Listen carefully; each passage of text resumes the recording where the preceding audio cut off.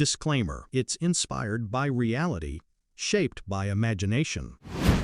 When Ron Livingston, the actor best known for Office Space and HBO's Band of Brothers, sat down on Good Morning America, nobody expected fireworks. The plan was simple: a lighthearted conversation about his new project and a few questions on Hollywood's role in shaping public opinion. But then George Stephanopoulos pressed a little too hard. Ron pushed back, and what started as polite banter turned into a live television showdown. Accusations flew, voices rose, and before the cameras cut to commercial, viewers witnessed something rarely seen on morning TV: an actor escorted off the set mid-interview.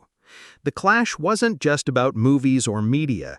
It was about truth, responsibility, and who really controls the narrative. By the end, George stood firm, Ron stormed out, and America was left buzzing. This wasn't just an interview, it was a cultural flashpoint. The Good Morning America studio had its usual polished glow that morning. The crowd of live viewers was cheery, sipping coffee and whispering excitedly about the day's guest.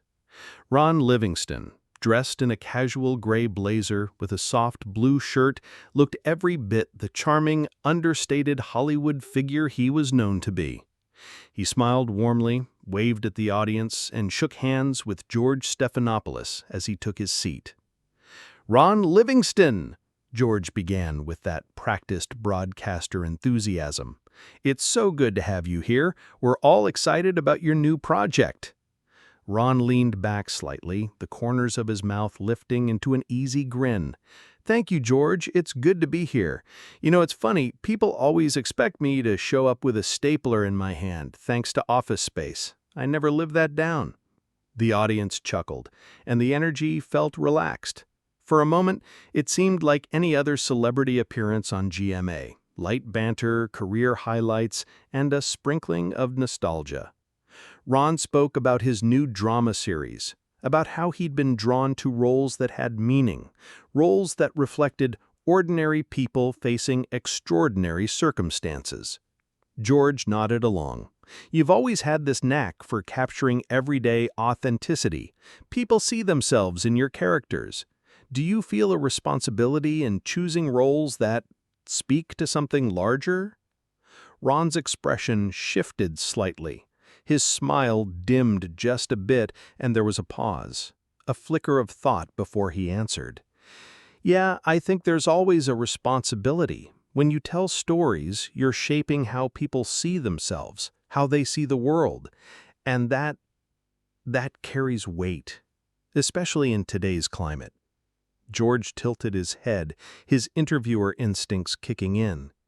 "Today's climate? You mean politically, socially?" Ron chuckled, rubbing the back of his neck. "Well, all of it. I mean, you can't separate art from what's happening out there in the real world. And honestly, sometimes Hollywood doesn't get it right. Sometimes the media doesn't either." That last line lingered in the air. George gave a polite smile, but his eyes sharpened, honing in. "That's an interesting point. But isn't it a little convenient for actors who have this incredible platform to criticize the very system that gave them that voice?" The audience shifted in their seats. The energy was still polite, but the undertone had changed. Ron leaned forward, clasping his hands together on the table. His voice remained calm, but there was a weight to it now. "George, with respect, I didn't get into this business for the platform. I got into it because I loved the work, the craft. But let's be honest, platforms come with responsibility. And if the stories we're telling or the way they're framed in the media ignore working-class struggles, ignore real people, then what good is it?" The audience gave a small, uncertain clap. A few people murmured in agreement. George, ever the professional, didn't flinch. He leaned back in his chair, steepling his fingers in thought.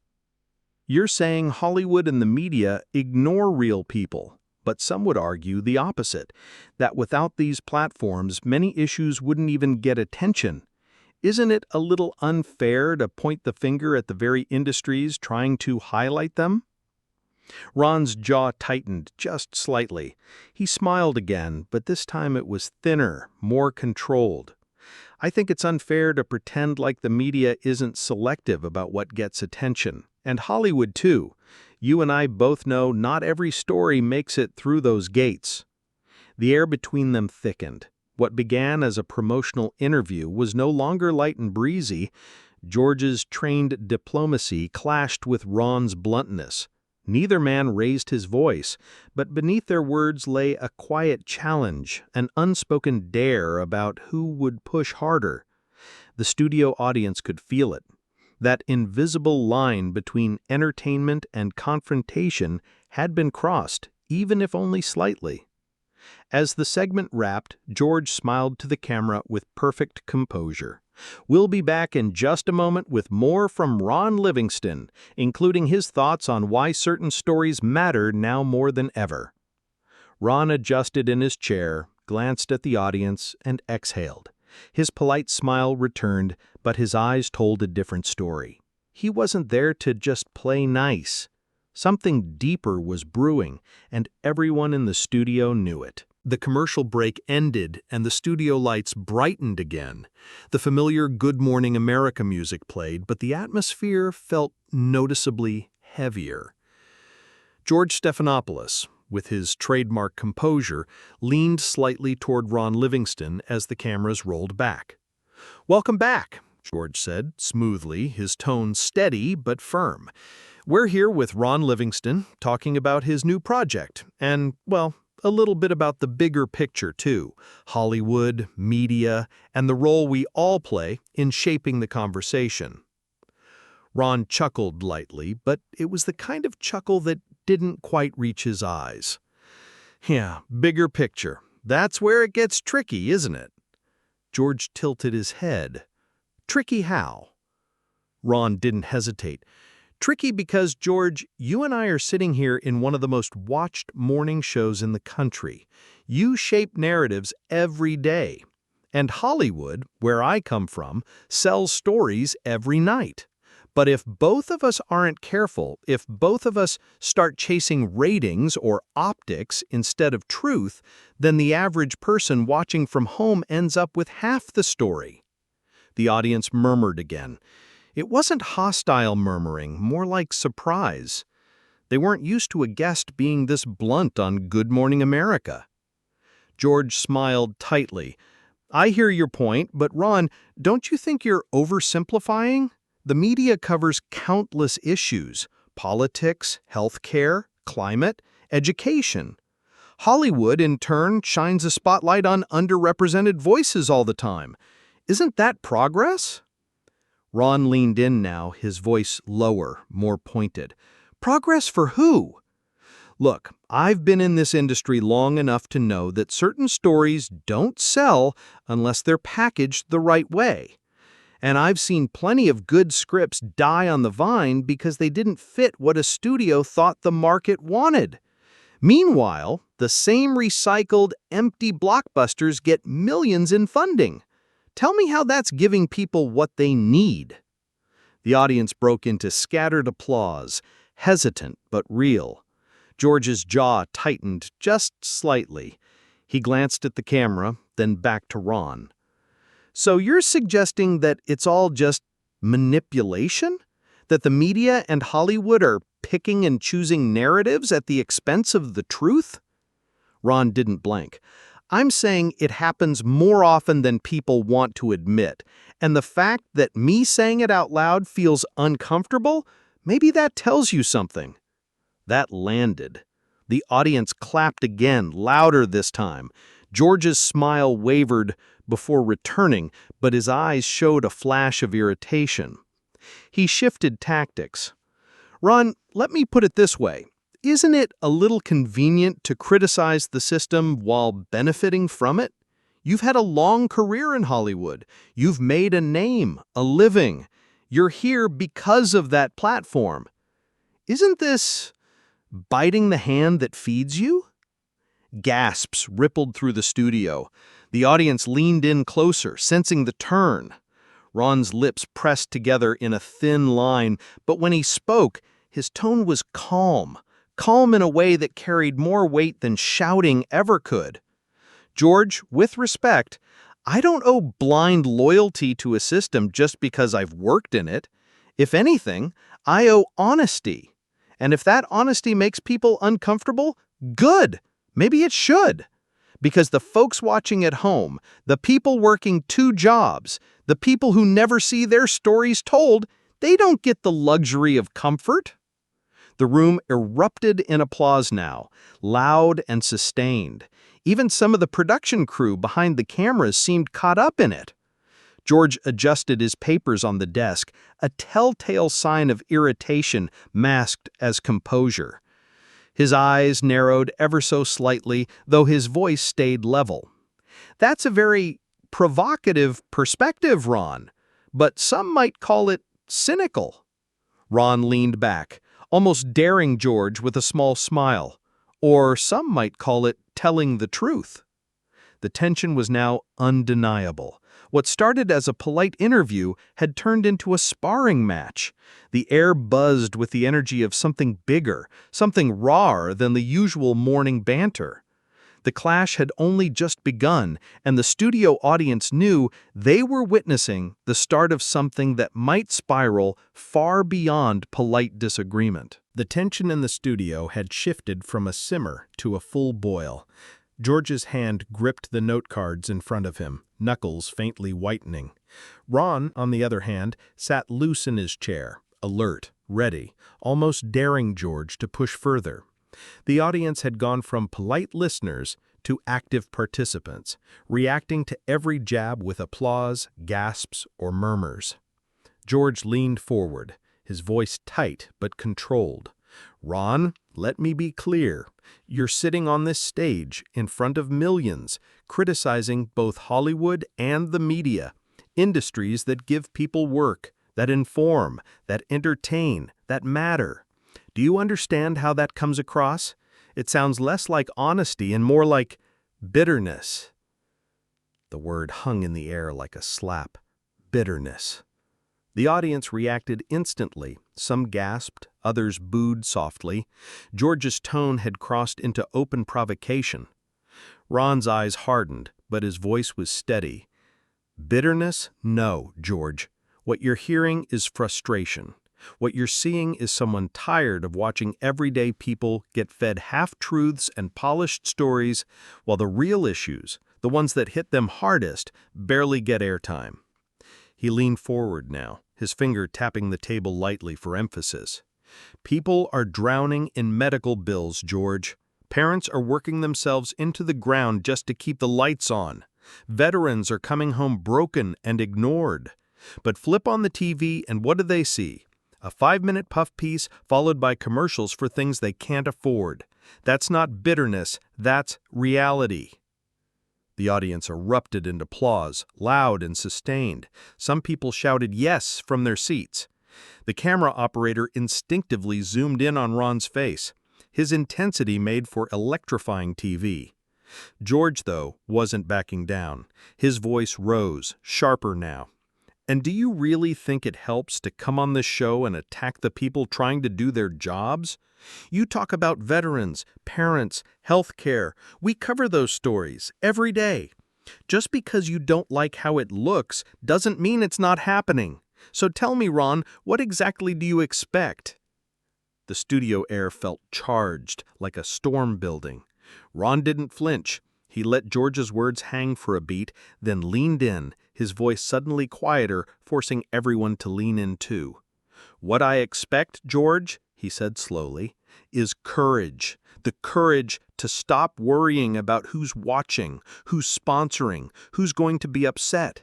The courage to tell the truth even if it makes the powerful uncomfortable. Because if we, Hollywood, media, all of us don't do that, then who will? The silence was deafening. Then a tidal wave of applause rolled through the studio. Audience members stood, clapping, cheering. George tried to cut through it, raising his voice, but the noise drowned him out for several long seconds. When the applause finally ebbed, George's smile was brittle, his composure cracking. "Ron, this isn't a lecture hall. This is a morning show. People tune in for balance, for perspective, not to be scolded." Ron's expression softened, but his words cut deeper. "No, George, people tune in because they want balance, they want perspective. But too often what they get is comfort food, safe, watered down, easy to swallow. That's not journalism, that's sedation." The audience gasped, then cheered again. Even some of the crew behind the cameras couldn't hide small grins. George's eyes flicked toward them briefly, a flash of irritation crossing his face. "Sedation?" George snapped. "Ron, do you have any idea how insulting that is to every reporter who risks his life on the ground, every producer who works overnight, every anchor who—" Ron cut in, his voice rising for the first time. "I'm not insulting them, George. I'm standing up for the people they're supposed to be fighting for, the ones whose stories never make it past the editors' desks because they're not flashy enough, not marketable enough. Don't twist my words." The room was electric now, audience fully engaged, hanging on every word. George's controlled facade was cracking, Ron's righteous energy was peaking. George's voice sharpened, almost biting. "You're out of line, Ron." Ron fired back instantly. "No, George, I'm finally in line with the people out there who are sick of being ignored." The audience exploded into cheers again, louder than before, the kind of applause that made it clear who had won this round. For a moment, George sat in silence, jaw tight, smile frozen. Ron leaned back, exhaling, as if daring the next move. The studio was no longer just a stage, it was a battleground. And everyone watching, in the room and across America, knew the clash had reached a point where there would be no turning back. The clash had already escalated beyond anything the producers anticipated. What began as a polite interview had spiraled into a live confrontation, and now both men were visibly on edge. George straightened in his chair, his voice clipped and firm. "Ron, this is Good Morning America. We welcome dialogue, but what you're doing right now isn't dialogue, it's grandstanding." Ron's eyes flashed. He leaned forward, his voice sharp, no longer bothering with politeness. "Grandstanding? No, George, it's called telling the truth when nobody else has the guts to say it. If that makes you uncomfortable, maybe you're in the wrong chair." The audience gasped, then roared with applause. It wasn't just polite clapping anymore. It was stomping, cheering, an eruption. The energy in the studio was no longer on George's side. George's composure slipped. "That's enough," he snapped, his voice edged with anger. "You don't come onto this program and insult the integrity of the people sitting at this table. You owe the journalists here an apology."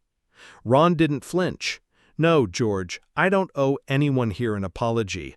I owe the truth to the people out there watching, the ones who've been fed safe narratives and empty distractions for years. If you call that an insult, maybe you should think about why it feels that way." The crowd roared again, and at least one audience member shouted, "Tell him, Ron!" George's jaw tightened. He leaned into Ron, his voice low but burning. "You've crossed a line." Ron shot back instantly, his voice louder, rawer. "No, George, you're just upset because I'm saying what you won't. You're too worried about keeping the peace, keeping your sponsors happy, keeping everything polished. Meanwhile, real people are suffering, and they're done being sedated with half-truths." The studio exploded into chaos, applause, boos, gasps. Even the other co-hosts looked stunned, shifting uncomfortably in their seats. One of them reached out as if to intervene, but it was too late. George turned toward the producers off camera, his face taut with frustration. "We're done here," he said sharply. Then turning back to Ron, "You need to leave." For a split second, the room froze. The words hung heavy in the air. Ron blinked, then leaned back in his chair, his voice steady but defiant. "So that's it? I speak the truth and your answer is to kick me off? That tells America everything they need to know about this show." The audience erupted. Half stood to applaud Ron, cheering as if they were at a rally. Others booed, torn between shock and loyalty to the program. The studio was alive with noise, impossible to contain. Security, discreet until now, began moving closer. Ron stood, buttoning his jacket, his expression firm but calm. He turned to the audience, raising a hand in acknowledgement. "Remember this moment," he said, his voice carrying even over the din. "Because this isn't about me, this is about you, about whether your voices matter more than the networks that try to control them." The cheers merely drowned him out. People clapped, shouted, even whistled. George, tight-lipped, looked directly into the camera. "We apologize to our viewers for this disruption. We'll be right back."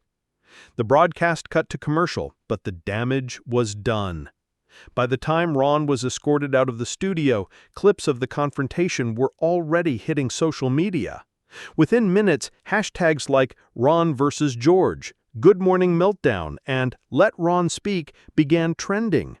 Viewers were divided. Some slammed Ron for being disrespectful, while others hailed him as a hero for standing up to the media elite. For Good Morning America, it was chaos. For Ron Livingston, it was a defining moment, controversial, polarizing, unforgettable.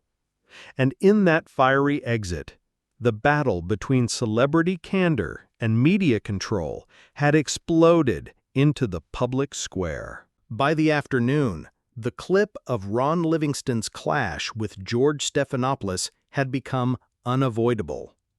It wasn't just trending on Twitter, it was everywhere. News outlets replayed it on a loop. YouTube uploads of the confrontation racked up millions of views in hours. TikTok edits, spliced with dramatic music and flashing captions, pushed the story into every corner of the internet. One meme showed Ron pointing across the table at George with the caption, "When you finally tell your boss what you've been holding in for years." Another, more biting, showed George with the words, "Control the narrative." For Ron, the sudden explosion of attention was surreal. Sitting at home later that evening, away from the studio lights, he admitted to a close friend on a phone call, "I didn't go in there planning to make a scene, but George, he kept pushing, and I wasn't going to just smile and nod. Not anymore." The public was just as conflicted. Some praised Ron as a truth-teller who refused to bow to the media machine. They saw his ejection as proof that mainstream platforms couldn't handle real honesty.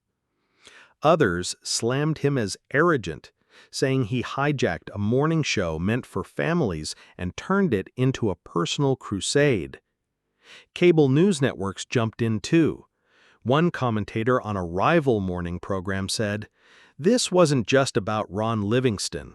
This was about the growing distrust in traditional media. People want voices who challenge the system, not personalities who play along." Even late-night comedians couldn't resist. One quipped, "Ron Livingston went on Good Morning America and lasted about as long as most of us at the gym in January, 2 minutes before the yelling starts." The joke got laughs, but the conversation lingered. Meanwhile, Ron's fan base, many of whom weren't even active followers before, rallied online with hashtags like Stand with Ron and Truth on TV. Grassroots clips of him calling out safe narratives and half-truths became rallying cries in comment sections. But for George Stephanopoulos, the fallout wasn't clean either. Viewers accused him of shutting down debate rather than standing firm. Some argued he had looked rattled, defensive, even arrogant. "If you're the face of morning news, you should be able to handle tough words without calling security," one viral tweet read. Producers at ABC scrambled. A carefully worded statement came out the next day. "We value open discussion at Good Morning America, but we also expect respectful dialogue. Yesterday's segment became unproductive and disruptive, which led to the decision to end it early. It was the kind of neutral, polished corporate language meant to calm waters, but it didn't. If anything, it deepened the divide. For Ron, though, the clash marked a turning point in his career. Offers began to arrive, not the typical TV interviews, but invitations to podcasts, independent talk shows, and speaking events. His refusal to back down resonated with people who felt their own voices had been sidelined. Weeks later, during his first major podcast appearance after the blow-up, Ron reflected openly. "You know, people keep asking if I regret it. I don't. Because if speaking from the gut gets you kicked off a couch on live television, then maybe we should be asking bigger questions about what those couches are really for. Are they for real dialogue or for maintaining the image of dialogue?" The clip of that reflection went viral too. And George, he carried on, ever the professional. But the clash had left a mark. Critics noted that while his career remained steady, the incident revealed cracks in the polished armor of mainstream morning television. For weeks, he couldn't step into a studio without someone joking, "Don't pull a Ron Livingston on him." In the end, both men became part of a larger conversation. The moment was less about a single clash and more about the shifting ground beneath American media. A veteran actor and a seasoned anchor had collided, but what resonated most wasn't the personalities. It was the tension between speaking freely and controlling the message.